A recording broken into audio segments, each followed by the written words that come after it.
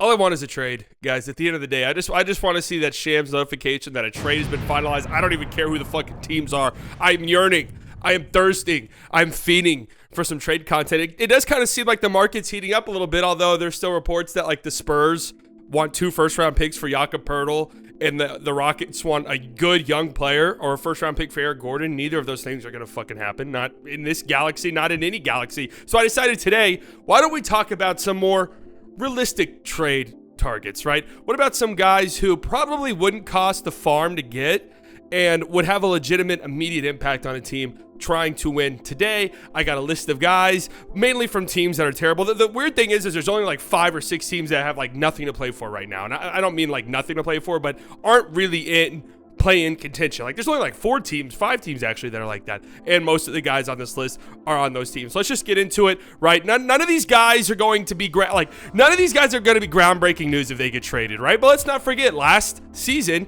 obviously you had the James Harden trade, which was crazy, but it was like the Derek White trade, which was a pretty big move, a pretty significant, get for the Celtics. They gave up a first-round pick, but it wasn't like this, oh shit, Derek White.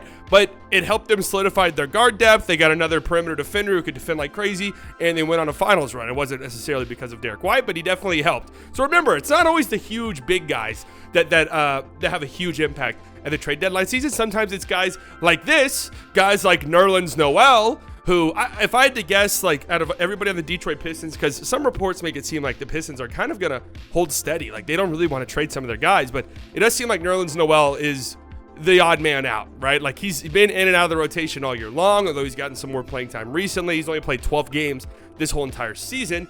He has a team option next year that I think the Pistons already pretty much said they're not accepting. Nerlens Noel already said he doesn't want to get bought out. So it seems like he's an easy trade candidate. And just a week ago, he had 7 blocks in 40 total minutes in a Pistons back-to-back. 3 blocks against the 76ers, 4 blocks against the Timberwolves, and he really looked good against Rudy Gobert in that game against the Timberwolves. Granted, I know it's Rudy Gobert, but hey, still, the point still remains. And if you go back a couple of years ago, his last like fully healthy season when he was on the Knicks, he was legitimately one of the better defensive players in the entire NBA. Opponents shot 9 percentage points worse at the rim when defended by Nerlens Noel. He averaged 3.47 blocks per 75 possessions, which was in like the 99th, 98th percentile. And he's been a high impact defender his career when he's on the floor. And he's a good rebounder, right? Set some screens and roll. Not going to give you much offensively. Historically, throughout his whole career, he's been pretty much like a negative offensively by most advanced metrics. But you know what you're going to get. You're getting a veteran guy who can protect the rim. He's still 28 years old, so it's not like you're getting an old geezer or anything here. I think that he would be a nice backup big for a lot of teams, and there are some contending teams out there that, I don't know, like give it a couple weeks, he could fuck around and start for. Alec Burks, the best guy I'll talk about here, the guy that I'm most interested in. I've been interested in Alec Burks' game for a while. I just think he's a really interesting player in today's NBA. I thought the Knicks really were misusing him when he was their starting point guard. And this season with the Pistons, I mean, he's having the best year of his career by a comfortable margin, so much so that I think it would make some sense for the Pistons to try and sell high here, because a lot of his numbers are just huge outliers compared to the rest of his career. He's at 64% true shooting percentage right now, highest of his career, 7 percentage points higher than his second best season. So you can kind of see where I'm going with this, but he's still, I mean, he's a great player. He can shoot the shit out of the basketball. He's shooting 45% from deep on 4.5 attempts per game, which is not a small number. 47% on catch and shoot threes. It's about half and half between pull-up threes and catch and shoot threes. So he does have self-creation potential there. The potential to create his own three-point shot and also shoot off the catch. A very, very important skill set and valuable skill set to have in today's NBA. Only 48% of his shots are assisted, so he does create for himself. The Pistons are a positive when he is on the floor, despite the fact that they've only won 12 games all season long. Like that's a pretty remarkable stat, that this guy who gets pretty high minutes, granted it took him a while to get back into the rotation coming back from an injury, but having a guy on your team that's a positive when on the floor who gets a considerable amount of minutes on a team with a record as bad as Detroit, that's something, right? You got to look a little bit deeper into that. That's somebody who's playing very valuable basketball. And let's not forget, a few seasons ago on the Knicks, like him and Derrick Rose were pretty much the only guys who showed up in that playoff series against the Hawks. Without those two, that already embarrassing playoff defeat would be like one of the more laughable, embarrassing losses we've seen in a long time. So Alec Burks, we've seen him do it in the playoffs,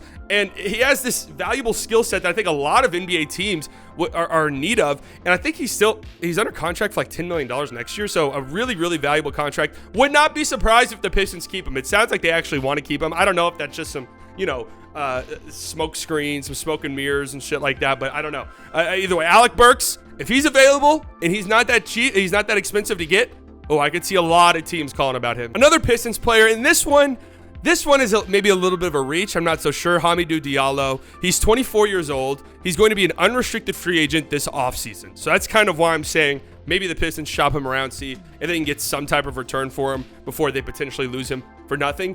And, while I don't think he's a great player, I don't think he's a tremendous player, he does do some interesting things, right? He's blossomed into a pretty versatile defender. He's in the 99th percentile in defensive versatility. The Pistons are running lineups where he's like the 5. He is the center. He's like 6'6". He's not a big guy. He's very lengthy, very athletic, but they have possessions where he's out there as the 5. So you do have that. I don't think he's a tremendous defender or anything like that, but the versatility is interesting. It's something that you can build off of. The Pistons get out in transition way more when Diallo's on the floor. He's super athletic. He's good at getting to the rim and finishing by himself, good at creating shots for himself at the rim. He's shooting 72% inside the restricted area, and while he can't shoot the 3, right, he can't shoot it, he won't shoot it, his finishing ability is interesting. So I don't think Diallo's like this great player or anything like that. I don't think he's going to make a fringe contending team a championship contender or anything like that. But it's somebody to keep an eye on. Mo Bamba's probably getting traded, if I had to guess. I was surprised that he even went back to Orlando this past offseason. It just kind of seemed like he was the odd man out all last year, re-signs a deal with them, and then is the odd man out this year. I mean, he's getting DNPs at time. He still has a year left, $10 million on his contract after this season, which isn't, that's not terrible. He's not the best player in the world. I personally have never really been a big Mo Bamba guy, but he does shoot 40% on catch and shoot threes. So there's some, floor stretching stuff there. There's some pick and pop stuff there that could be intriguing for teams. And he is a shot blocker. He does block shots. I don't think that he's this big interior defensive force where opponents are like, oh shit, Mo Bamba. Like, I don't think it's like that, but he will block shots. Opponents are shooting 3 percentage points worse at the rim against them, and he is averaging 2.1 blocks per 75 possessions. There's still a lot of things that I'm like, Mo Bamba's my center. I'm just like, oh God, he doesn't rebound well at all. There's some big motor issues. He's absolutely cooked food on the perimeter. But, there's a lot of teams out there, a lot of contending teams that are just relying on DeAndre Jordan as their backup center at times. So Mo Bamba could be an upgrade there. I think there's a few teams that would probably call. Can't imagine the price for him is all that high, all things considered. I got to throw RJ Hampton in here too from the Magic. Not too many stats on him. There's some interesting offensive stuff. Just a guy I don't know if he'll ever really pan out. And he's been going back and forth between the G League recently. Just really does seem like the odd man out in Orlando. So I wouldn't be surprised at all if he gets traded, or maybe there's another trade. Maybe they got a lot of fucking guards. Maybe one of their guards gets traded, and that opens up some space for RJ Hampton to play. I know there's some Magic fans who want RJ Hampton to play. There's others who just think this guy's a lost cause.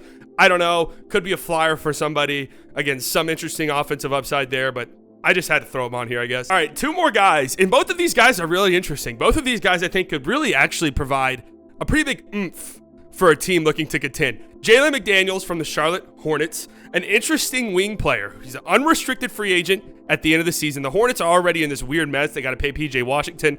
Is Miles Bridges coming back at some point in the offseason? Like, they have a bunch of contractual things that they need to figure out. And I'm wondering if Jalen McDaniels might be the odd man left out. And if that's the case, then it would make sense for them to try and get something. And there's been a bunch of teams reportedly interested in calling about Jalen McDaniels. He's a versatile defender, 93rd percentile in defensive versatility. He's good at forcing steals, good at jumping passing lanes, good at getting out in transition and running. He's also in the 89th percentile in isolation points per possession. So there's some that, he doesn't do it a lot, but there's definitely some shot creation potential here. I think he's still 24 years old, so still a young dude. And if you want to bring him in and keep him and add some youth, some athleticism to your team, this is a guy that you should make a call about. Like, I'm thinking about the Dallas Mavericks, a team that does not have much youth, does not have much athleticism. Going out and getting a guy like Jalen McDaniels, if the price tag's not too extreme, would make a lot of sense. He would help right now, and it'd be somebody that you can maybe build around in the future. I can't imagine he's going to ask for that much money in the offseason. I don't know that the market is going to command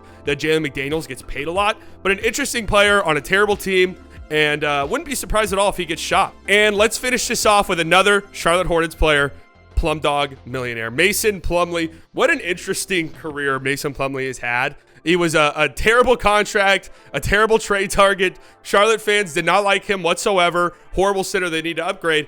And now he's just kind of like good. Like, he's not great or anything. Like, if he's your starting center, you're like, yeah, we kind of want to upgrade from Plumdog here. But, like, it's not the worst thing in the world if he's your starting center. According to Total Points Added, TPA, he is the best player on the Charlotte Hornets. Now, I have a lot of gripes with this specific stat here because it has Nikola Jokic is like far and away the best defensive player in the NBA, and any stat that says that, I'm very, very wary of, and there's a few of them that actually say that. So maybe I'm just a fucking idiot. I don't know. But according to that stat, Mason Plumlee has been the best player in Charlotte this season. Granted, I think some of that has to do with LaMelo missing a lot of time. He's a super strong rebounder, 3.4 offensive rebounds per game, which puts him in the 99th percentile. That's nothing to sneeze at. And an interesting offensive player, right? He's got good touch around the rim, and he's having probably the best season of his career currently. He has a plus 1.7 offensive EPA, which is tied for 10th amongst centers in the whole NBA. So an interesting offensive piece. And let's not forget his playmaking. Like, his playmaking is really what helps him stand out as a center. 18% assist rate, which puts him in the 94th percentile amongst bigs. This would be an interesting addition for teams like the Denver Nuggets, where Mason Plumlee once played, a team that kind of needs an upgrade at the backup center spot and would like somebody to replicate what their center does, which is play make and create. This would be an interesting target for them. You know, and I could also see Plumlee going somewhere and being the starting center, sort of like Noel, where it's like teams that are really struggling at that 5 spot can bring in Mason Plumlee. Maybe he comes off the bench at first, but then, you know, come March, like, holy shit, Mason Plumlee's the best center on our team. Let's just start him. I don't know. You're not going to get much defensively out of Plumdog Millionaire. Offensively, he's a very interesting weapon. He's a good rebounder. I definitely don't think his price tag is all that high, but then again, I don't know. Like, today's NBA, I don't know. Like, I could somehow sign a 10-day contract and then be traded for a first-round pick. Like, that's just what it feels like now. Granted, I'm very good, but like, this just where we're at.